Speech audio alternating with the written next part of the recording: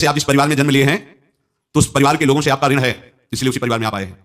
और ऋणानुबंध उसको बिना चुकाए या बिना वसूल किए आप वहां से जाएंगे नहीं। आपको लेना है तो वसूल करना है और देना है तो चुकाना है। ये पूर्व के जन्मों से निश्चित किया गया है। जैसे किसी के यहां पुत्र हुआ, जन्म से ही पैसा खर्चा शुरू हुआ, बड़ा हुआ तो उद्दंडता के द्वारा मार पूरे परिवार को क्लेश पर क्लेश देता चला जा रहा है। ये तुम्हारे कर्म का फल है। या ऐसे आप जिस परिवार में जन्म लिए हैं तो उस परिवार के लोगों से आपका ऋण है, इसलिए उसी परिवार में आप आए हैं। और ऋणानुबंध उसको बिना चुकाए या बिना वसूल किए आप वहां से जाएंगे नहीं। आपको लेना है तो वसूल करना है और देना है तो चुकाना है। ये पूर्व के जन्मों से निश्चित किया गया है। जैसे किसी के यहां पुत्र हुआ, जन्म से ही पैसा खर्चा शुरू हुआ, बड़ा हुआ तो उद्दंडता के द्वारा मार पूरे परिवार को क्लेश पर क्लेश देता चला जा रहा है।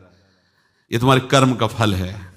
या ऐसे शक्तिहीन बुद्धिहीन ऐसे पागल पूरे जीवन सेवा करो, तुमसे अपना हिसाब चुकाने के लिए वो आया है।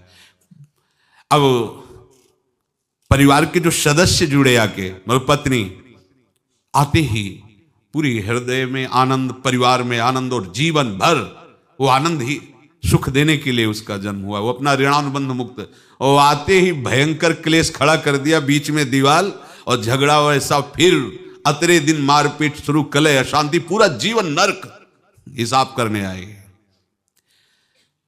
यहां ऋण चुकाए बिना कोई जा नहीं सकता, ऋण चुकाना पड़ेगा। किसी का ऋण वसूल करना है तो किसी को ऋण चुकाना है, दोनों काम करने होते हैं।